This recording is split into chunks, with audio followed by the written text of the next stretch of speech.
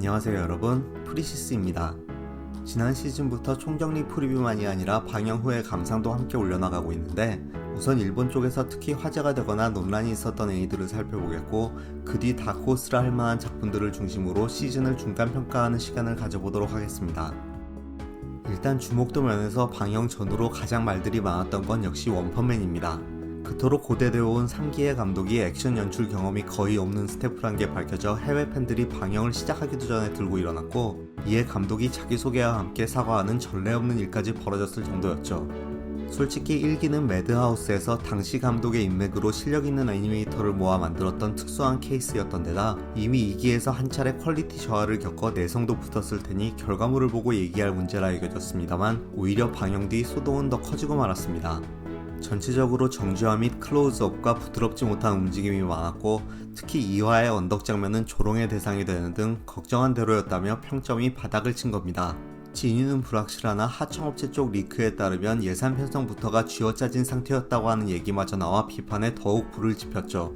이에 만족하지 못한 일부 팬들이 감독에게 살해 위협까지 가했고, 감독은 자신과 스태프들이 정신적으로 큰 고통을 받고 있다며 SNS를 닫아버렸습니다. 그런데도 이 불만 표출은 사그라들지 않아서 해외 커뮤니티에선 IP 라이선싱을 맡은 반다이 남코에 불매운동을 하자는 얘기마저 나오고 있는 상태입니다. 솔직히 원펀맨 정도의 인기작이라면 조금 더 제대로 투자를 받을 수 있지 않았을까 싶긴 한데, 기대치가 지나치게 높았던 데다 만화 쪽에서 이미 드러난 3기 내용의 액션 작화 난이도도 결코 낮지 않았던 탓에 제작사들이 투자 대비 리스크와 리턴을 계산한 결과라는 평가도 있습니다. 결국 해외에선 여전히 불만과 비난이 난무하고 있긴 합니다만, 그래도 일본이나 국내 쪽에선 액션작의 경험도 적은 감독이 낮은 예산으로 만든 것 치고는 노력한 것 같다며 따스한 시선으로 봐주는 시청자도 존재하긴 하는 듯 합니다. 다른 문제작 얘기에 앞서 잠깐 좋은 쪽으로 가장 화제가 된 작품도 짚고 넘어가자면, 일단 짱구는 못 말려의 스핀오프인 노하라 히로시의 점심을 꼽을 수 있겠습니다. 사실 내용은 별거 없는 애니입니다. 짱구 아빠가 점심시간에 식사를 할 뿐인 고독한 미식가 같은 작품이죠. 그런데 이걸 매의 발톱단으로 유명한 디에리에서 만들어 좋은 템포와 플래시 감성의 연출이 더해졌고, 여기에 짱구 아빠의 진짜 정체는 암살자라든지 똑같은 얼굴을 가진 타인이나 사실은 트루먼 쇼란 설정 등을 멋대로 더해 시청하는 스타일과 코멘트가 유행처럼 번지면서 니코니코 동화에선 전성기 시절 히트작에 버금가는 조회수와 댓글수가 나올 만큼 매주 큰 인기를 끌고 있습니다. 이에 관련 밈도 꽤 생산되고 있으니 찾아보시는 것도 재미있을지 모르겠습니다. 이어서 최정상 아이돌 그룹이 팬들로부터 힘을 얻어 남들 모르게 적과 싸운다는 설정이 캐대언과 흡사하여 방영 전부터 꽤 비판을 받았던 시비스입니다. 같은 소니에서 만드는 작품이라 아이디어를 빼앗아간 게 아니라는 얘기도 나왔었습니다만, 결론부터 말하자면 비교할 의미조차 없을 만큼 전혀 테이스트가 다른 그냥 일반 애니였습니다. 애초에 노래는 거의 배경음악에 불과할 뿐 제대로 부르지도 않죠.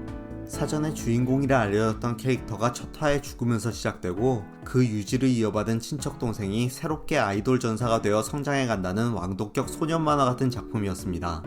그러나 이 교체되는 주인공의 호감도가 처음부터 매우 낮아졌기 때문에 충격적인 전개라며 화제를 모으고 싶었겠지만 별로 좋은 선택은 되지 못한 걸로 보입니다. 연속 이쿨 작품인데도 이미 거의 묻혀버리고 말았으니 남은 화수에서 만회가 가능할지 모르겠습니다. 다음은 보는 사람이 너무 적어서 조용히 문제가 된 원댄스의 이야기입니다. 애니화가 어려운 춤을 테마로 삼은 작품으로 말더듬이 소년이 댄스부에 들어가 자신을 표현해 나간다는 내용의 애니인데, 이 댄스를 어색한 3D로 만들어서 논란이 된 거죠. 요즘엔 액션 장면에 티가 안 나게 3D를 집어넣는 애니가 사실 은근히 많고, 아이돌 애니도 라이브 장면에 높은 퀄리티의 3D를 쓰는데, 이 작품은 한 15년 전 쉘 쉐이딩 같은 느낌이라 무슨 플스2 게임 화면을 보는 줄 알았다는 말까지 나왔을 정도였습니다. 심지어 이를 위해 3D 애니 회사와 공동 제작하고 그곳 대표이기도 한 비주얼 이펙트 전문가를 총감독으로 기용했는데도 말입니다. 단 3D 부분의 위화감이 심할 뿐이지 내용 자체는 나쁘지 않습니다. 춤 또한 BTS를 맡은 적도 있는 유명 안무가가 프로듀스했고, 모션 캡처도 캐릭터별 전담 댄서가 배정되었을 정도라 3D에 별 거부감이 없는 분이라면 충분히 재밌게 보실 수 있을 거라 생각됩니다.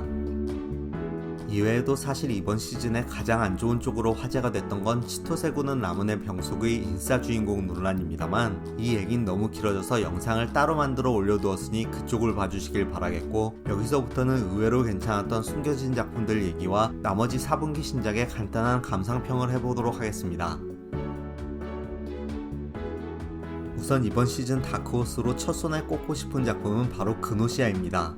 혼자 할 수 있는 인랑으로 개발된 유명 인디게임이 원작이며 오리지널물에서 특히 좋은 활약을 펼쳐온 유명 각본가가 맡아서 굉장히 재밌게 잘 만들어져 있었습니다. 게임도 괜찮긴 했지만 스토리 전개가 느린 반복 플레이와 원하는 대로 토론을 진행하기 힘든 스트레스가 심해서 진엔딩까지 못 보고 그만뒀었는데, 이렇게 하나의 스토리로 구성되자 미스터리 요소와 논리 대결이 재미나게 부각되었고 캐릭터도 잘 살려냈다고 느껴졌습니다. 약간 게임의 목적이 바뀌는 5화부터는 살짝 긴장감이 줄어들긴 하지만 재미가 떨어졌다는 인상은 거의 없었으며 전반부만큼은 신작들 중 가장 재밌었다고 해주고 싶습니다. 또 하나의 추천작은 토지마 탄자부로는 가면라이더가 되고 싶다입니다. 가면라이더를 동경해 수행해온 일반인들이 쇼커 및 괴인과 싸우게 된다는 내용의 작품인데, 가면라이더를 잘 몰라도 재밌게 보기엔 전혀 문제가 없었습니다. 꼭 알아야 할 필요가 있는 건 작중에 설명도 나와주죠. 저 역시 제대로 봤던 시리즈는 그랜라간의 각본가가 맡았다고 해서 본 포제뿐이었습니다. 기본 작화가 조금 안 좋게 느껴질지 모르지만 원래 에어마스터와 하치완 다이버로 유명한 작가의 원작 만화부터가 역동감과 감정 표현력으로 인기였지 그림을 잘 그린다고 평가받던 작품이 아닙니다. 오히려 이 원작의 느낌에 성우의 연기와 음악까지 맛깔나게 더해져서 작화는 B급 이하더라도 충분히 재밌게 감상할 수 있었습니다. 다음은 선라이즈가 이제와 전생 치트물에 손을 댄 작품이란 사실에 흥미가 동해서 본 암살자인 내 스테이터스가입니다. 사실 얼마 전에 세틀라이트도 결국 흑의 소환자란 애니를 만들었지만 별 재미를 못 봤고, 고엔즈도 추방당한 전생 중기사란 작품을 만들고 있는 등 치트물을 멀리하던 제작사들도 늦게나마 손을 뻗치고 있는 상황이죠. 그런 가운데 과연 선라이즈는 어떨지 궁금했는데, 결론만 말하자면 이누야사 등에 참가했던 베테랑 스태프들이 맡은 만큼 안정적인 작화와 연출을 보여줬지만 내용은 결국 양산형 이세계물이어서 신선함은 전혀 느낄 수 없었습니다. 이어서 매년 꾸준히 오리지널 작품을 만들어주는 PA의 신작 영원한 황혼입니다. 약혼자인 소꿉친구를 지키려다 총에 맞아 콜드슬립에 처해졌던 주인공이 그녀와 똑같이 생긴 안드로이드에게 청혼을 받으며 시작되는 이야기인데, 설정도 괜찮고 눈길을 끌만한 장면들도 종종 들어가는 등 전체적으로 잘 만들어져 있었습니다. 단 전개가 조금 불친절하고 어색하게 여겨지는 부분이 있다 보니 뒤로 가며 점점 비판적 의견이 늘어나며 실속하고 있다는 인상입니다. 솔직히 옛날처럼 방영작품 수가 적었던 시절이라면 계속 볼만했겠지만 요즘처럼 이것저것 쏟아지는 시대에 시청자를 붙들기엔 조금 부족했던 것 같고, 주인공의 경솔한 언동이 불쾌하다든지 PC 사상이 엿보인다는 비판적 의견도 보이는데, 이건 설정에 따랐을 뿐이라 생각되기도 하기에 시청자가 각자 판단할 부분이라 여겨집니다.